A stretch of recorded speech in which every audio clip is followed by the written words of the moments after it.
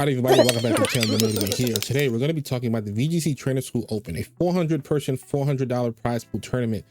These big prize pool tournaments with free entry tend to bring out a lot of players because, again, it's free entry and it's a big prize pool. So players from across the country, the EU region, tend to compete in these tournaments.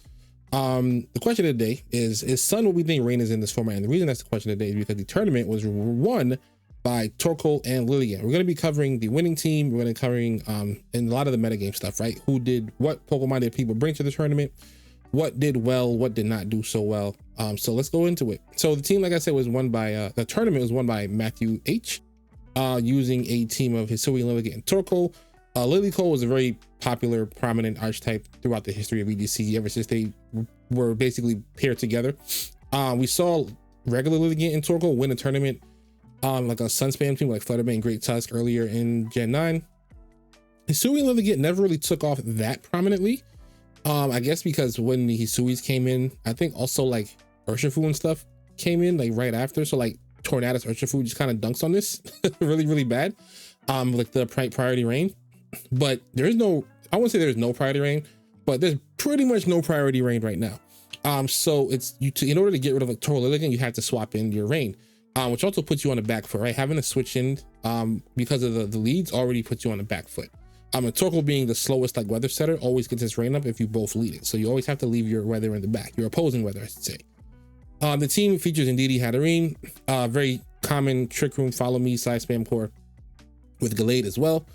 These five, 1, 2, 3, Indeedee, Hat, Torkoal, Gallade, and Hisui and LILIKOAL tend to run pretty well together, with the Araquanid being the odd man out, so to speak, because I'm not familiar with seeing Araquanid on the hard Trick Room cores like this. I've seen it on some Trick Room teams, but this hard Trick Room core here usually keeps something different in the last spot. It's never really like the Araquanid, but having a water type on your team is not bad, right? Because I guess on the opposing teams, where like if you're worried about having the weather wars with the opposing Pelipers, having a water type that could take advantage of it probably is a really good call. Not to mention, Araquanid is probably pretty decent into Rillaboom, at least under Trick Room. Outside of Trick Room, Rillaboom dunks on Araquanid, but under Trick Room with Leech Life and like Terra Grass. So if your Indeedee is struggling, if you don't want to have to like deal with the Indeedee plus Indeedee versus Rillaboom Trick Room or Terrain Wars, you have an option that kind of takes advantage of that, right? Because Rillaboom doesn't really want to switch into a Leech Life. Probably gets KO'd by most of them, and it's Clear Amulet, so it doesn't even get protected by Intimidate. The Gallade is an interesting item. It's Scope Lens. Sharpness, usually Gallade runs Clear Amulet, but obviously the Clear Amulet it's taken. However, who cares about your attack stat if you're critting most of the time, right? Sacred Sword, Psycho Cut has an increased crit chance. I don't think Sacred Sword does, but Sacred Sword goes through like defense boost anyway. And the Psycho Cut is also boosted by the strength, so it's very strong. But with the increased crit chance in the Scope Lens, probably like a near guaranteed crit, like a 50-50 chance. Wide Guard protects you from like the opposing spread moves. It helps you in the opposing side spam Torkoal matchups as well. Like I said, the Hisui and LILIKOAL is just after you for Specs Eruptions. Oh yeah, Choice Specs Eruptions. Close combat is good. Sleep Powder just gives you outs that you don't normally deserve when you're running a team like this. You just click Sleep Powder and sometimes you win, sometimes you click Sleep Powder and you lose. Triple Axle is an interesting tech. I think that's a really interesting tech. Triple Axle is a very strong move, right? It hits like dragon types, hits grass types, which would normally be able to be immune to the Sleep Powder. So having that is actually a really good call in my opinion. So like this team is not one I guess people were on their radar to do well. Side spam, yes, but maybe not the LILIKOAL version of side spam. So let's look at the metagame itself. So these are the Pokemon that basically made the top 16, right? Everything from top to bottom here.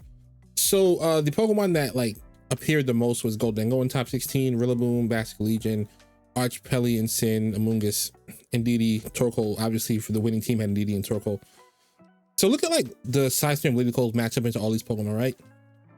Side spam normally struggles into Gholdengo, but like LILIKOAL has this has the LILIKOAL mode, right? So like Torkoal is really good into Gholdengo, for example. Gholdengo could defensively Terra, but that makes it that puts it in a situation where it has to get hit by close combat from the LILIKOAL or a triple axle if you're Terra Dragon, right? Because the Terra Dragons are what give Torkoal the hardest, give Torkoal the most trouble with Terra Dragons, because like LILIKOAL can hit the Terra Waters, but before using triple axle they didn't have a way to hit Terra Dragons really, right? You can only like sleep powder them, but you can't sleep Gholdengo. So like I could see Terra Dragon set up Goldango absolutely destroying that team, right? But Triple Axel makes it so that's not the case. Rillaboom also gives like side spam a lot of trouble, especially Terra Fire Rillabooms. But again, with having your Indeedee in the back, Rillaboom is often a mind that's not actually led into side spam because you need to be able to switch it in to overwrite the terrain. And then LILIKOAL also creates a lot of 50-50s, right? So like Rillaboom, if it's on the field, it can fake out the Torkoal, but then the what you call it, the Indeedee can switch in. It could Terra Fire, but then it can get hit with a Sleep Powder, right? A lot of 50-50 calls that you have to make. And I would be willing to bet that this person who won the tournament just made a lot of right calls. Bastion Legion definitely struggles in the sun a little bit. Just because like its damage gets reduced. It's not going to be able to hit anything for those big one-hit knockouts in the sun. Everything else on the other side of the field can hit it for a lot of damage, right?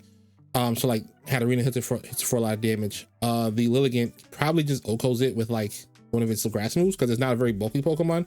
And a lot of Bastion Legion tend to run Terra Grass, but that's not good against Torkoal, right? So another matchup that's kind of volatile.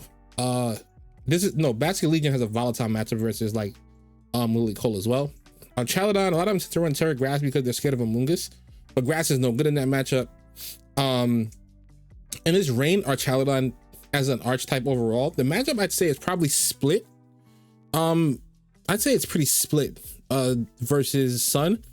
So I could see like I could see Rain having won the tournament. I guess it just comes down to the players in a sense, but what's something that's happening a lot, and I'm going to click Pelipper here, right, which is making the matchup a little bit less 50-50 and more in Sun's favor. It's something that I actually did and making me reconsidering it. So like I clicked this Pelipper, right? Tailwind, Weather Ball, Hurricane, Protect. No Wide Guard. I'm gonna go back. I'm gonna click another Pelipper, right? Or is that the same one I clicked? I'm gonna click the first Pelipper. Oh, look at that. No Wide Guard. This one does have Wide Guard. The fourth one. This one does have Wide Guard. So that 2 out of 4 have Wide Guard. And go to the 5th. No Wide Guard. So like, as you can see, right, just like 3 out of the first 5 don't have Wide Guard. Dropping Wide Guard is something that's becoming a bit more common, it looks like, on Pelipper to me. Because if you look at the spread damage in the format, the spread damage is Side Spam, it's Goldango, Make It Rain, and it's kind of it, right? That's kind of it as far as the prominent spread damage.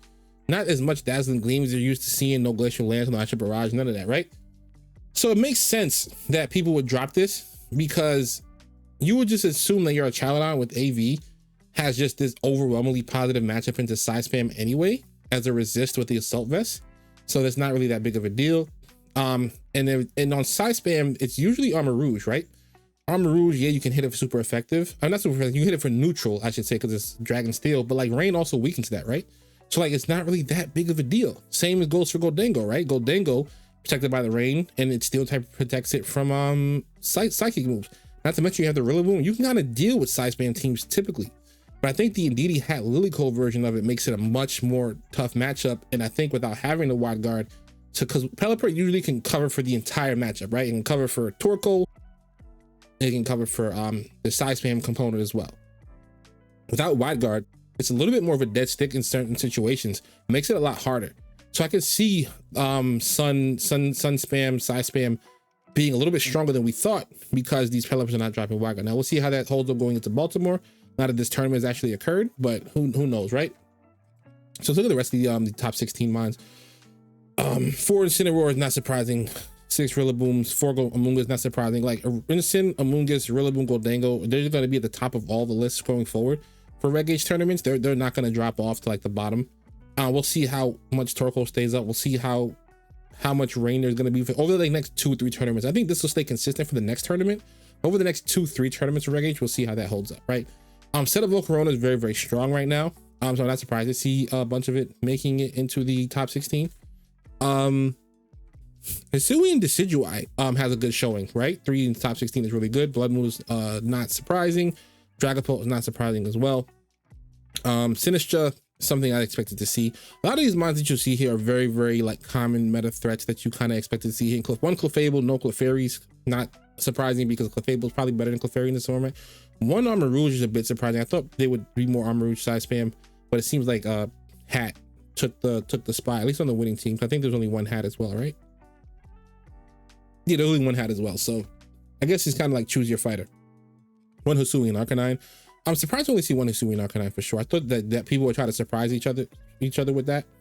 One Hydreigon in top 16. Well, it's just top 16, for example, right? So it makes sense that it's not that a lot of these mons is not hitting up the higher numbers because only 60 teams. So what we're going to do now is go to day 1 Swiss. So going into the tournament, out of these 435 players, what did players think was going to be good? Rillaboom, obviously, Incineroar, obviously, but this is actually a bit of a gap, right? Like 41%, 35 is pretty decent gap. Goldengo, Pelipper, Archalon, Amoonguss, Basket Legion. That makes sense, right? Because these two go together. Sometimes a Goldengo on a team. A Basket Legion is sometimes also on that team. King Gambit also functions in rain really well. Volcarona is usually not a rain mon. It's usually like a setup mon, sometimes with Amoonguss, or set up just with a Rillaboom plus Incineroar, right? Incineroar, Rillaboom gives it recovery plus fake out cycling. So Volcarona is not surprising to see here. More Blood Moon than Farigirafs, I would say is surprising, but you know what's happening? The Blood Moon is obviously paired with Farigiraf, but it's also paired with Whimsicott. See Whimsicott being right near Farigiraf? It's because people are deciding whether or not they want to do Trick Room Blood Moon or Tailwind Blood Moon, right? Because now with the format being a bit slower, you can get away with Tailwind Blood Moon. And like, obviously it was something that was in stronger formats, but it kind of fell off quickly because you could overwhelm that with your own Tailwind. In this metagame, if you can catch a team lacking that doesn't have speed control of its own or doesn't have Tailwind of its own, you get your Blood Moon going first. And it's very bulky Pokemon, right? More bulky now than it would be in other formats. You can just start destroying things with Tailwind plus Blood Moon. Spring Marine is very, very strong as well. Also a Pokemon that can operate under Trick Room and Tailwind with its weird base 60 speed. Indeed, is not surprising. Dragapult, a lot of people brought Dragapult because it's just Choice Banded is very strong. Does this show whether or not they're all going to be, it doesn't show the Terra types though, right? Yeah, it doesn't show the Terra types to let us know if there were a lot of Ghost or Dragon ones. Dragonite being tied. Actually, those are two. Okay, besides Archalon, Dragonite and Dragapult were tied for the most used Dragon type, which is actually a bit interesting. I wasn't expecting Dragonite to be super duper explored in the tournament. I figured people would just focus on Dragapult and Archalon as their Dragon of choice. So good to see the Dragonite here. Mousehold is very prevalent. It's actually one more Mousehold than there's apes. I'm assuming most of the mouse apes are paired together. And the Mouseholds that were not paired are probably with like Archalodons as well, because sometimes people do that to beat up and get up your stamina boost. Normal Ursaluna is also very strong right here. Talonflame is a good Tailwind setter. It does struggle against Farigiraf because it blocks the Brave Birds from going off, which is not great. But still very, very good. Still has Taunt, Will-O-Wisp, so not surprised to see this here. Tyranitar is very good in the format as well. So, and also just weather in general is very, very good. Except I don't see its partners on the list. A couple of Excadrills. Any Lycanrocs? Huh. Conkeldurr only had 2 appearances in the whole tournament. That's a bit rough. I don't see any Lycanrocs. That's interesting. So maybe people are just bringing T-Tar on its own. Yeah, that's interesting. Let me try something. Is Garchomp on here? There's 13 Garchomps, 14 Excadrills, and 35 Tyrannitars. Okay, so maybe they were split. Maybe some people ran T-Tar Excadrill, maybe some people ran T-Tar Garchomp, you know, because you can use that to dodge attacks. So that, like I said, day 1 Swiss shows us what people thought would be good. Day 2 Swiss, actually before we go into day 2 Swiss, you see over here there's actually a win percentage for all these Pokemon. It's like 47% win percent for Incineroar. For 35% of the share, you know, 47% is not a bad win rate. 47 is not a bad win rate. The best win rate was a Medicham, no, with only 1. I'm trying to think what had the biggest wins in volume though. Hisuian Typhlosion, 24 people brought it and it had a near 60% win rate, which is actually pretty good. Clefable had a 55% win rate for 44 Clefable. Decidueye had an over 50% win rate for 17 of those. Volcarona, Volcarona is really good right now. Then if 74 people brought it and it had 55% win rate, that's actually very, very good. But what you want to look for is the volume, right? One Medicham having like 3 wins is like not that big of a deal, but like 74 Volcarona is winning 55% of the game is a much more big deal. King Gambit over 50% win rate, Whimsicott over 50% win rate, Dondozo 50% win rate, which is not surprising because that Pokemon's annoying. Bastion Legion 81 over 50% win rate. So what that tells me is that even though people expected there to be rain and there's gonna be a lot of rain hate, it still performed well, right? Dragapult over 50%. Bloodmorse and Luna 50% exactly about. Amoonguss 98 Amoonguss at 50% wins, which is good for the Gus. Chaladon 49% for a Chaladon for 109 is actually still really good because that's so many. Goldango 152 of them for 49 wins saying is actually outstanding in my opinion. Like, because you have to consider when there's that many Goldango, there's gonna be mirrors, right? So if every single Goldango player faced another Goldango player, the maximum win rate is gonna be 50 because only half can win and half have to lose. So that's kind of how that works out. So that checks out to me. What you don't want to see is like you bring a Pokemon having like a high number over here and then a really low win rate over here. That means it was just kind of like a bad call for the tournament. So let's go back to the top. So yeah, like I said, day 1 shows you what people thought would be good. Day 2 Swiss shows you what kind of actually was good, right? Because it converted into day 2 appearances. So Goldango was number 3 on day 1 and number 1 on day 2, tied for number 1 with Rillaboom. Because Goldango is probably like top 5 Pokemon in the format at worst. You could argue for number 1 depending on the hands of the player that it's in. Rillaboom could also be argued for number 1 Pokemon in the format because it just does so many things, and Woodhammer just hits everything for chunks now. It just hits everything. Incineroar is always going to be one of the best Pokemon in the format. Incineroar is in a weird awkward place, right? Because Incineroar, if you just look at the list, right, it's good into Goldango because it takes the hits, but like it also doesn't like Intimidate doesn't matter for Goldango. Rillaboom tends to pivot a lot anyway. Bastion Legion can handle being -1 as long as it has the Rain and Terra Water available. Our Incineroar is not great into our Chaladon because Fake Out gives it a stamina boost, and Parting Shot is hard to get off against Pelipper and our Chaladon because they can double up into you. It's good into this. It's good into Volcarona. It's a weird matchup with Gambit because the Intimidate is not good into Gambit, but also your typing is good into Gambit. It's good into Talonflame. It's good into Dragapult. It's kind of 50-50 into T-Tar because T-Tar doesn't really run Clear Amulet. You can Fake It Out because it runs Assault Vest. You can Party Shot because Rock Slide's not going to kill you. Clefable doesn't really matter. Indeedee. Inner Focus Dragonite is not really Incineroar is not really great into that. Okay into for Drive. It blocks Fake Out, but you can hit knockoff, get some damage down on that thing, maybe prevent Trick Room. Pretty solid into Dozo. So like the point kind of being like if you look here, like the Pokemon that Incineroar are meant to check like are just not around, right? Like Landorus is not here. Cali Ice is not here. Cali Shadow is not here. The Pokemon that is just really meant to stop just don't exist. Ogerpon, Hearthflame, stuff like that is just not in the format. So like Incineroar doesn't have as much of a job as it did before, but there's also a flip side to that coin, right? Incineroar tends to thrive in those really strong formats because it's hard to remove and it controls the board even against the strongest threats. So in a format where the threats actually aren't as strong, it still is going to see a lot of usage because it can control the board just as hard, if not harder than it used to, even if you don't necessarily need it to check the big threats anymore, because it's hard to remove. It has recovery and a berry if you want. It's good into Amoonguss if you have the goggles. Like it still has so much roll compression that it's going to have value in the format, and it's still going to have a great win rate on day 2 with a 57% win rate. Trying to see out of the high. I guess we just stick to the top because the top of the list will give us the the share. Go to the share. Yeah, the high volume will show us what's important. So yeah, 57% win rate for the 3rd most used Pokemon. That's excellent, right? 51% for Goldengo was really good. 43 is not great for Rillaboom in that sense because it's too far from 50, I guess. For 17 of the day 2 Rillabooms. But obviously the Pokemon's still very strong. Amoonguss also had a close to 50% win rate, so I think that's acceptable. Chaladon and Blood Moon had very high win rates in day 2, so obviously these were good calls for the tournament. So was Pelipper and Basket Legion because they had close to 60%.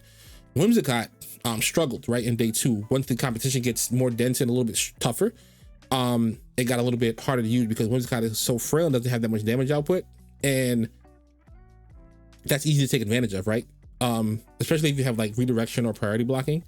So that's something to be on the lookout for if you're a Whimsicott player that it didn't perform that great in day 2 of this really large tournament. Volcarona's win rate plummeted to 33%.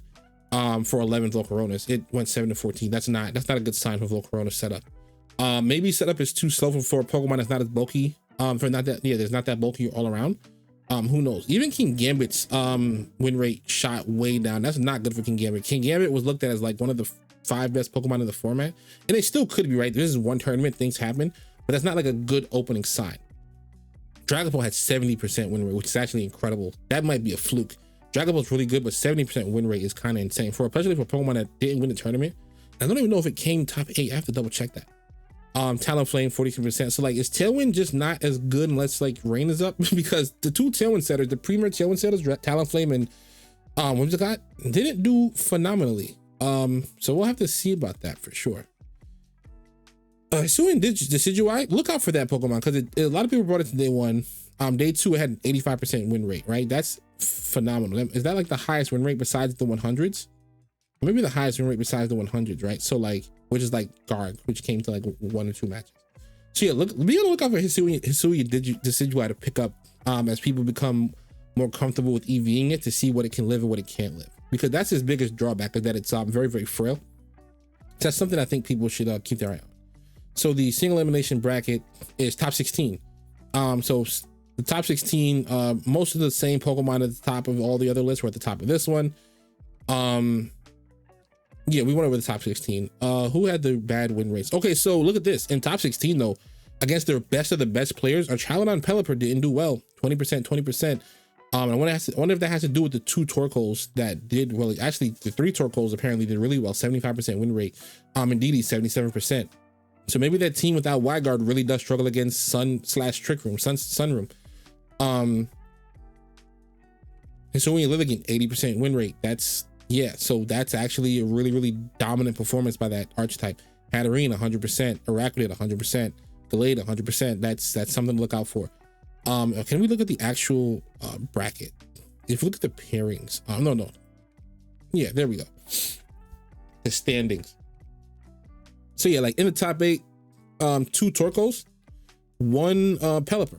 Yep, because I think the 1, 2, 3, 4, 5, 6, 7, 8, right? 1 Volcarona. Yeah, just 1 Pelipper, our Charladon Basket Legion team made it. And there was two.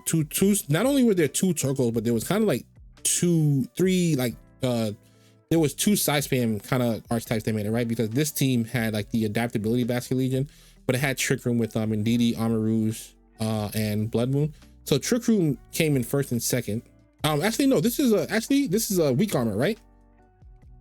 So while it was Trick Room, this also had the weak armor. So the mode for this, right, is you can have the Indeedee Armarouge be the Trick Room core with Blood Moon or Luna, or you could have like your flip turn here into your Armarouge, into your Indeedee to get off really big attacks, and then you come back in with Basket Legion later for like the big wave crashes and last respects.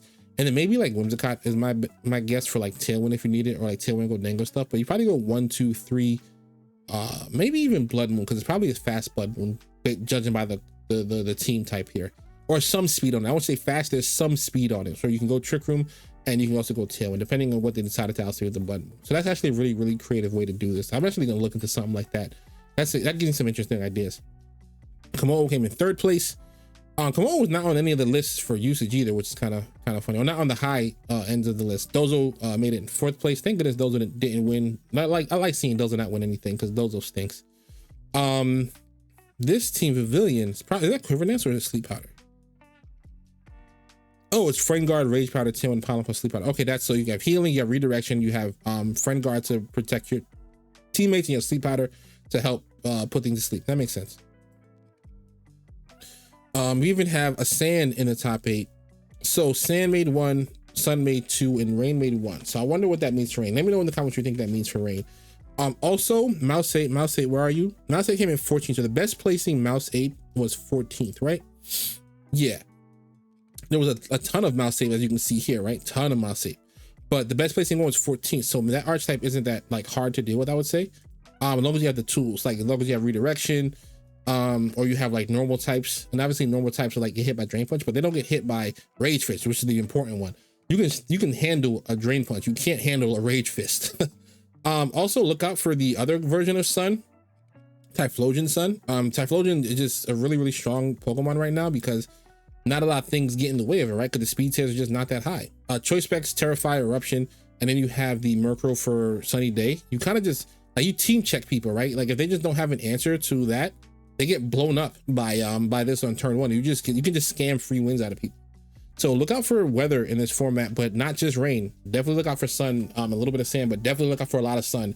The question today was going to be, oh no, it is the question today. Is sun what we think rain is? Because sun might be the war criminal we think rain is in this format. But anyway, I've been rambling and yapping long enough. Go to limitless.com and review some of these for yourself. Question of the day, you guys heard me say it twice. Thank you guys for being subscribed. If you're not subscribed, which you might not be, you should go check. This is the end of the video too. So if you don't want to hear me ramble more, we already done. But check and see if you're subscribed, because if you are not subscribed, I would like for you to be subscribed. Join the family.